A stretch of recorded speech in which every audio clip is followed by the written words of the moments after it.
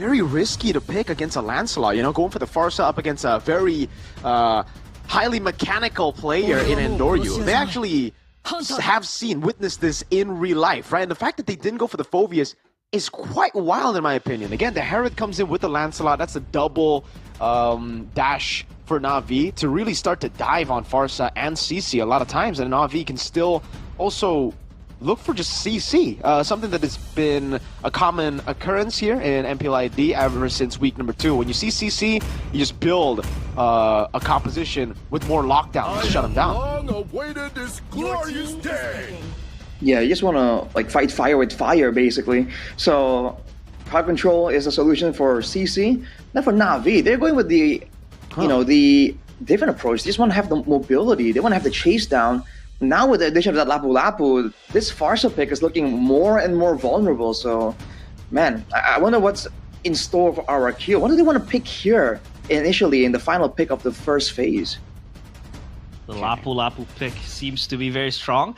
But again, up against the CC, I think CC has been the poster girl of XP lane and MPL ID so far. In MPLs, basically. Definitely. It used to be the Terizla, but now it's CC. So, hey, there goes the CC, a very strong pick enough for RRQ. They want to go for the Kacha. What for, though, Mirko?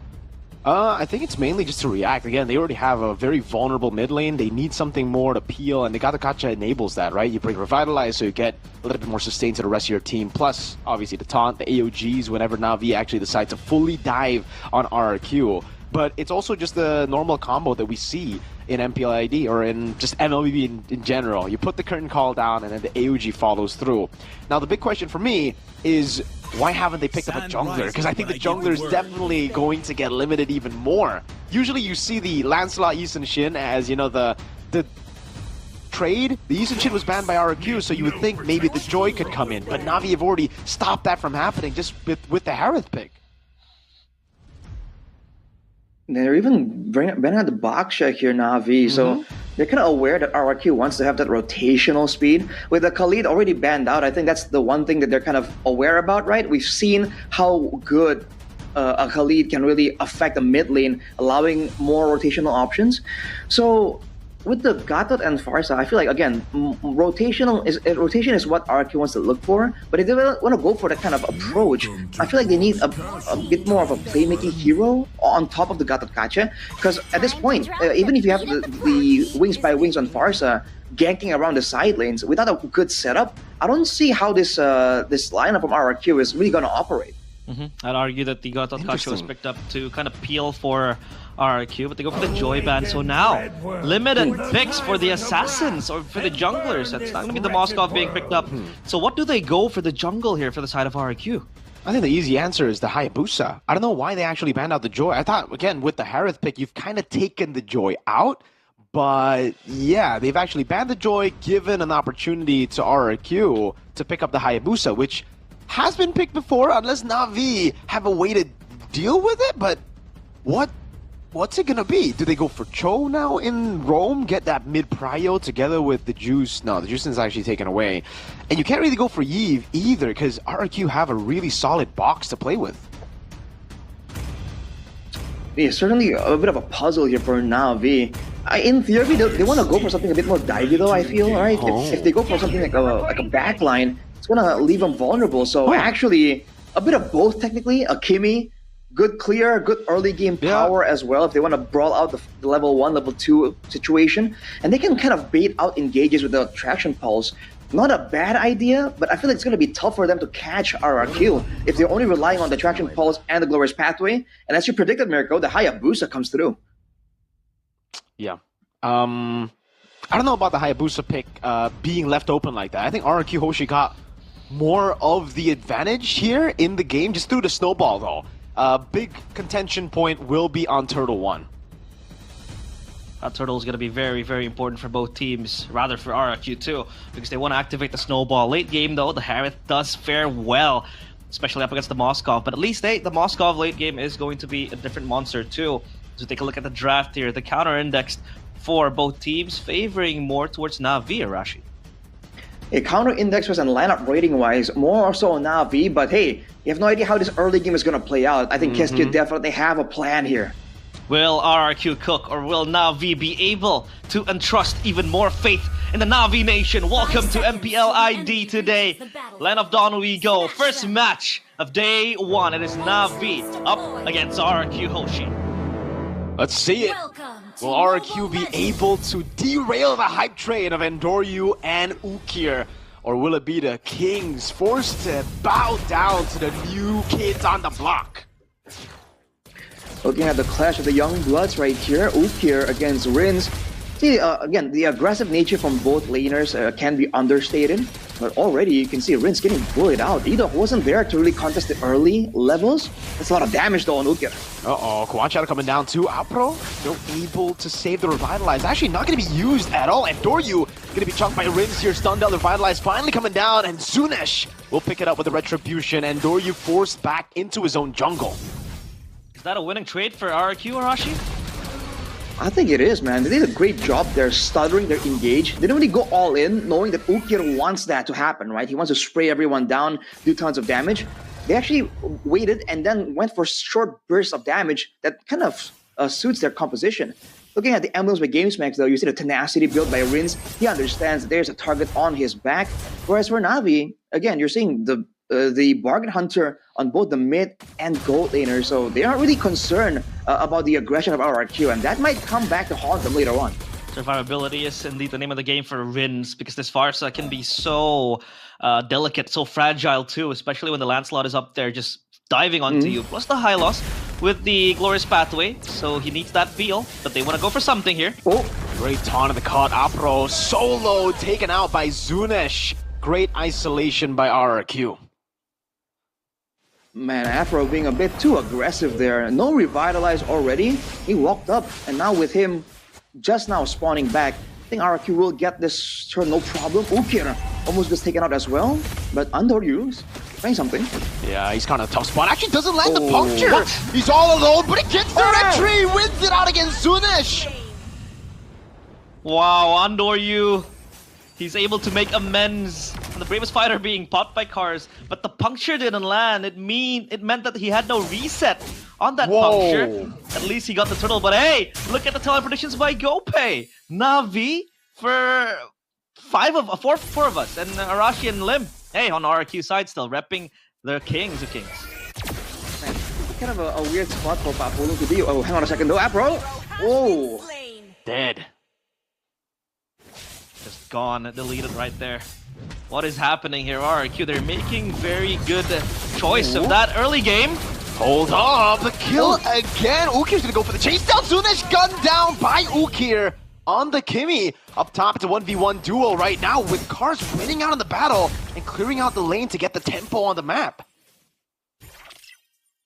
great moves here from both teams, honestly. Navi is doing a great job kind of striking back, but in the end, it's only one kill, and it is onto Ukir, but technically that's RRQ kind of overextending.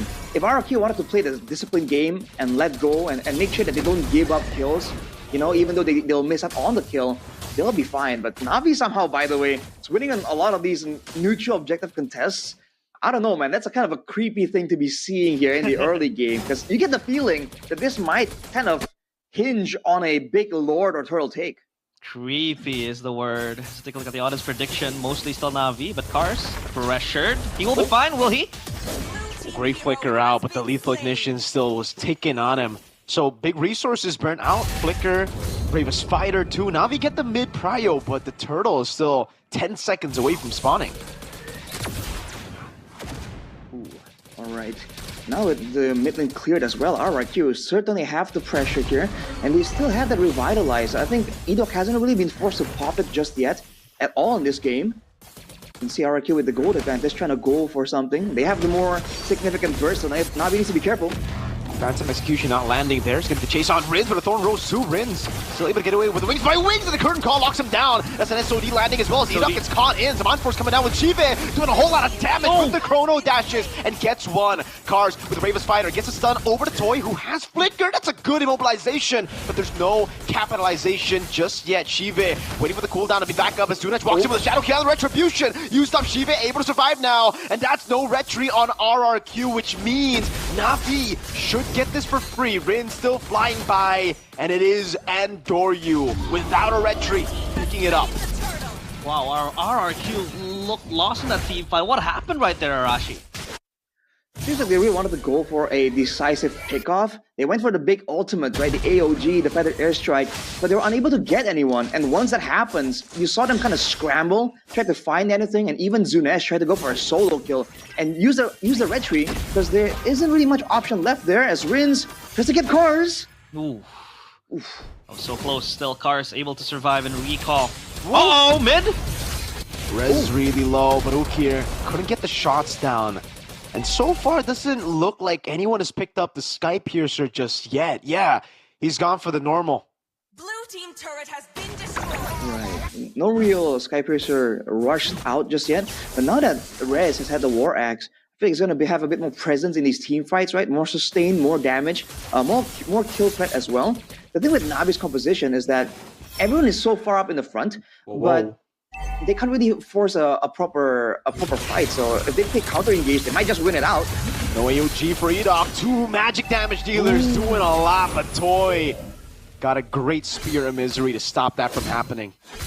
That's a beautiful pin down right there. Just trying to delay the advances of Navi. But yeah, 2 glowing wands purchased by both mid laners means that the roamers don't really need to rush that dominance ice to go for the anti-heal. Edok! Ooh, great pick. Wow, with the traction pulse, the cancels on the AOG. That's a quad shadow not landing. And RRQ, again, are forced back. Their frontliner is down. Again, Edok, no revitalize and on low HP, just walks into the mid lane like that. And it doesn't seem like the team was ready to back him up, worst case scenario. So it seems like when things go their way, they do have that foresight. But when things don't, right, when the plans go south, they seem a bit more lost compared to how they usually are. It's a bit of a skirmish here though.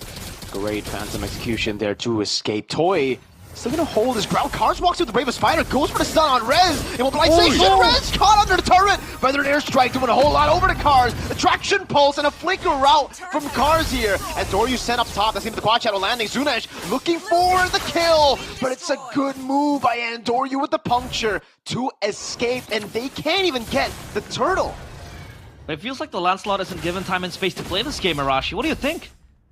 It's just the rotational speed, right? Again and again, whenever Andoryu is trying to disengage, can't really get anything. Oh, SOD kind of grazes by there. Finally, now RRQ goes for the turtle, and Andoryu is nowhere to be seen. Better airstrike. Great AOG with the curtain call, locking him down as Afro pops in the revitalized. Edok all alone. Zunesh able to get the retribution down as Cars will fall to Zunesh. Still Edok by a whole lot of time. That's a double kill, but a Thorn Rose finally gets Andoryu on the board. It's still a win, or is it? It's definitely a win for RRQ there, man. Getting the neutral objective, getting 2 kills as well. That's some value plays there. There was a clear sustained difference from the main front line there. And I think it's because Edok, if I recall correctly, got the radiant armor. Oh no. But that's a steal. Oh no. This is going to be harder for Andoryu.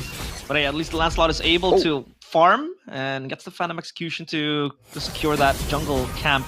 However, though, Rins, again with the Feather Airstrike, has been very problematic for Navi to deal with. And you talked about it, Arashi. Sustainability is the name of the game for RRQ. If they can survive and just hold on as long as they could, the carries just go online, and Edok was able to soak up the pressure. 4 players to him. The taunt connects to Andoryu. Cars walks up with the Bravest Spider again, zoning them away, but does it really get him value? I mean, it was wings by wings for a Bravest Spider. RRQ want to push in. Curtain call. Great dash from both of them. SOD landing on Apro, and now Zunesh finding the quad shadow, but unable to pop in the shadow kill. Knows Andoryu can cancel it out with the Thorn Rose, and it's back to playing the wave. Zunesh walking in, goes for the quad shadow again, lands on Andoryu, can go for it, he gets it before the Phantom Execution gets used up. A good shadow kill over to Ukir. And now, even in the mid lane, hold up Shive. Pops on his Zaman, force Rez able to stop them from chasing Edok. And RRQ just get it with the win. With the high kill pressure here, they're having a great time zoning out, shutting down Andoryu. Because again, Ukir and Shive are gonna require a bit more time before they can actually be like the main threat from Navi. And the fact that Edok has already gotten the radiant armor. Oh, Rins! Ooh! It's caught. Rainbow Spider Rins! Fall in here. Rez with the vengeance. He's going to be locked down quite a bit. Car's able to get it, but the AOG only lands onto the high-lows. Shife with a synchro vision coming out. Toy! Doing a whole lot of damage, and Sunesh dismantling the back line of NAVI. RRQ shutting down NAVI. And NAVI now no chance to really contest this Lord, at least. And Doryu. Oh! Crispy Misery! The angled shot by Toy as he uses skill 1 to reposition. An all-out win for RRQ, and you can see the objective conversion. Oh boy, dude, now you can see the snowball really start for RRQ. We talked about the aggression, and NAVI were able to withstand for a long time, but I feel like they miscalculated the mid-game there. I think Edok, again, even though he wasn't catching anyone, he wasn't really making big plays, the fact that he was able to zone so effectively gave RRQ so much more space, so many more ways to dive into the backline, and despite the fact that we were highlighting how vulnerable Rins is going to be on the Farsa, you're seeing the exact opposite. There is no threat available from NAVI because they got screened so early on, and now Rins, with the range advantage, finds a free window of opportunity to just keep using the feathered airstrike and do a ton of damage, and NAVI can't really do anything about it. Yeah, the Lord marching into the base. This might be the siege where RRQ really wants to topple down the base. At least the outer turrets are going to be the main contention. The Lord charges in. They can clear this out. So for now, NAVI, take a breather. But you are right. The Lancelot is basically non-existent in the team fights. He can't really dive to the back because Edok dropping yet another masterclass. Zunesh. Oh! The shadow kill with the feathered airstrike. Rins getting immense value. Traction pulse locks Toy down, but there's no follow-up there. Cars unable to get the flicker down now as Apro gets melted down by Rez and Toy. Not even the glorious pathway can get him out of harm's way. Is this the end That's the angle, other though, factor. for NAVI? Arashi, can they end here right here for RRQ? If they get one more pickoff, I think it's very possible, and it seems like RRQ have the tools available. Rins, look at how he's positioning. Shive up in a bit, and Doryu walks up. Rins still able to escape. Thor Rose coming down, and Doryu dashes in, and that's gonna be Toy still zoned away. And Doryu so far out from the rest of the team as Shive with his on force doing a whole lot of damage. As again, and Doryu tries his best to run. Ugiu with a flicker forward, couldn't get it in time. The traction pulse dodged away from by Toy, and it's an all-in as Apro goes in for the glorious pathway, and Doryu somehow is still alive. Toy walks up again and stuns him on the wall. It's a double for Toy. A home run for RRQ. And now NAVI crumbling piece by piece. It is getting messier by the minute. RRQ, they are eyeing for the end to the base of NAVI. Hold up, Edok right there. Shive pops into the Force again, doing a whole lot of damage. Cars in the backline binding the Farsa, but it's just Shive left to defend, and he doesn't have the Zaman Force anymore. RRQ take game 1. RRQ are able to shut down NAVI. It seems like NAVI were drafting a composition to shut down the backline of RRQ. But not a single time did we see the Lancelot become a threat to the Farsa. They're just